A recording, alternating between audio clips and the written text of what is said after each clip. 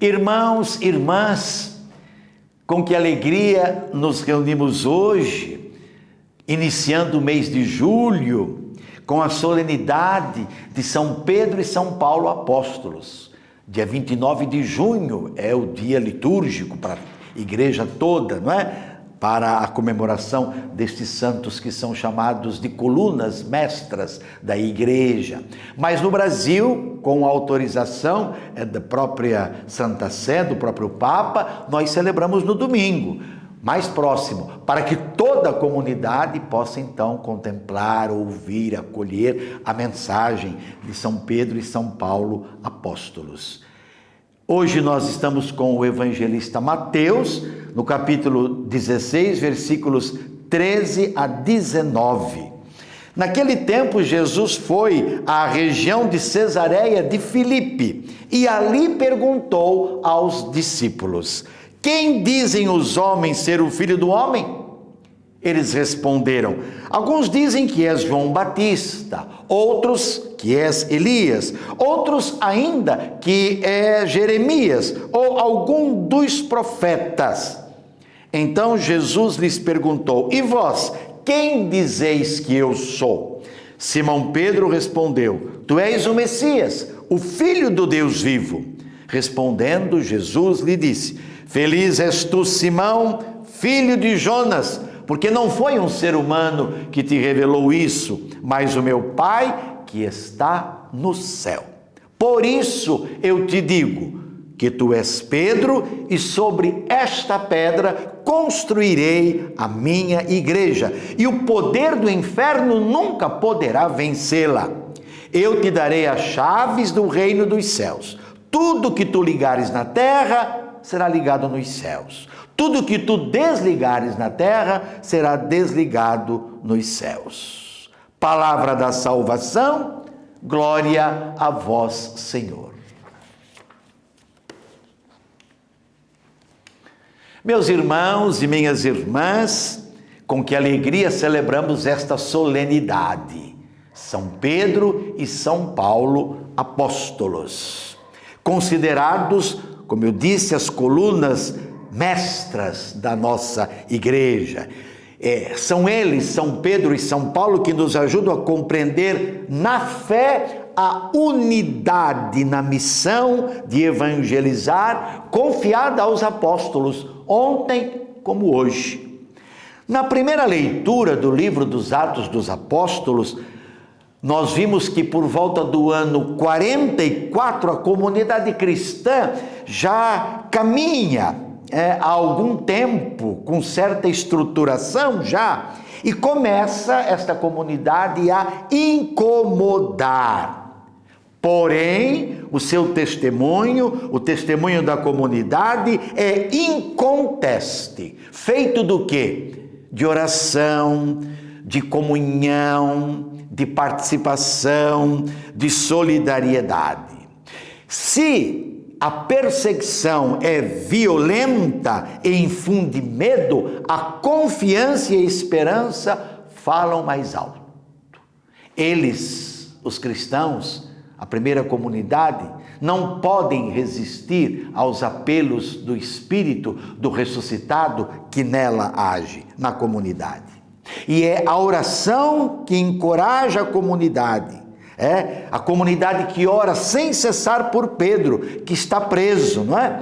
Mas que pela força da mesma oração da comunidade é libertado e retoma para o seio dela, mesmo na insegurança, no medo, na dificuldade, mas com ela fazendo o caminho. A gente pode dizer que ele foi libertado porque com certeza a comunidade ainda precisava do testemunho e da presença dele.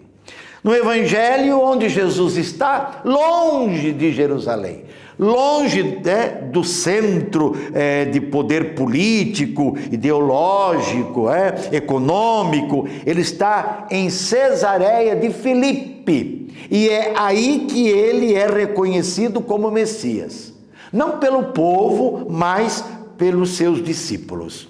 E quem é que vai fazer a afirmação reconhecendo-o como Messias? É Pedro, Simão Pedro, que é movido para fazer tal afirmação, não por aquilo que ele ouviu de outros ou por sua condição humana, mas a sua afirmação provém de Deus. Ele a faz movido pelo Espírito de Deus.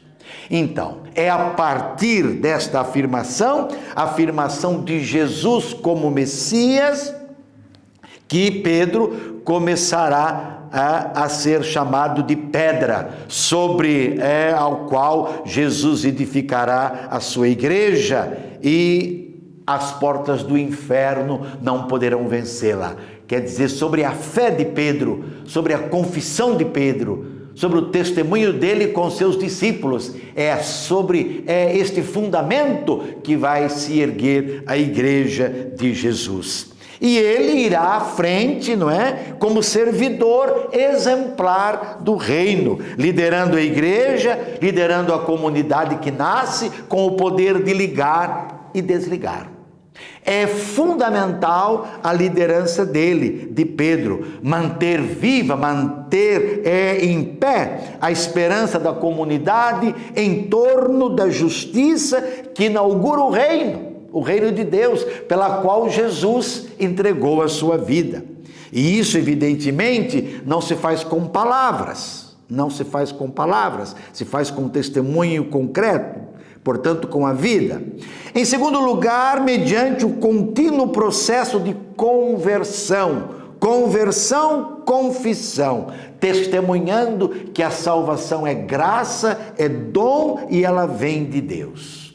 Assim, meus irmãos, o ligar e o desligar está unido ao pleno testemunho cristão. É uma tarefa que não é de uma pessoa, mas é de toda a igreja. A comunidade, portanto, não pode se considerar proprietária de nenhum dom, de nenhum poder. Tudo que ela tem, o que ela é, o que ela faz, ela recebeu de Jesus, portanto, é dele. E a comunidade administra tudo isso, não é?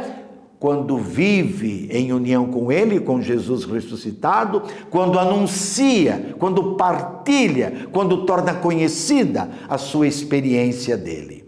As chaves de que fala o Evangelho, mais uma vez, se refere à comunidade inteira, comunidade que tem o dever de administrar com sabedoria tudo o que recebeu do seu Senhor, para que nada seja desviado, para que nada se perca.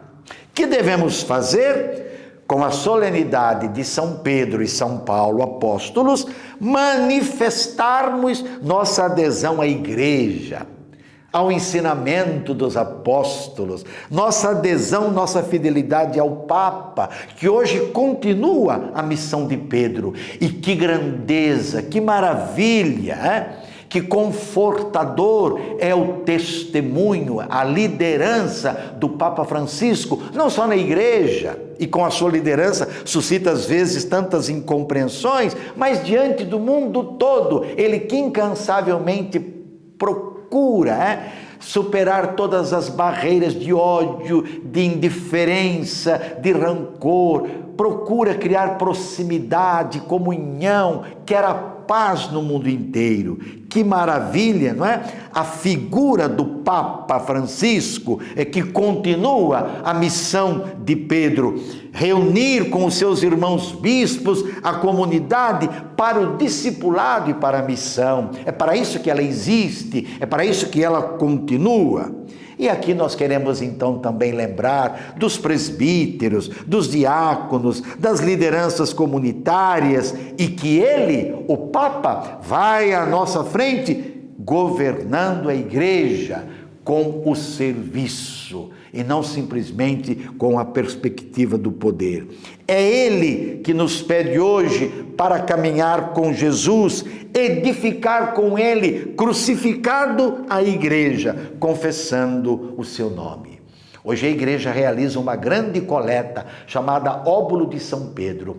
Com essa coleta, tudo que a igreja consegue reunir é para ajudar povos inteiros, tão longe de nós muitas vezes e até perto de nós nos momentos difíceis. Você sabia que por ocasião da pandemia, o Papa Francisco enviou uma soma significativa em dinheiro para Amazonas, Manaus, para ajudar aquela região que não tinha mais oxigênio? Olha que testemunho bonito. Então vamos ser generosos nesta coleta e, sobretudo, na nossa oração para que o nosso Papa tenha saúde, possa superar os desafios de cada dia e caminhar à frente como fez Pedro, à frente dos discípulos.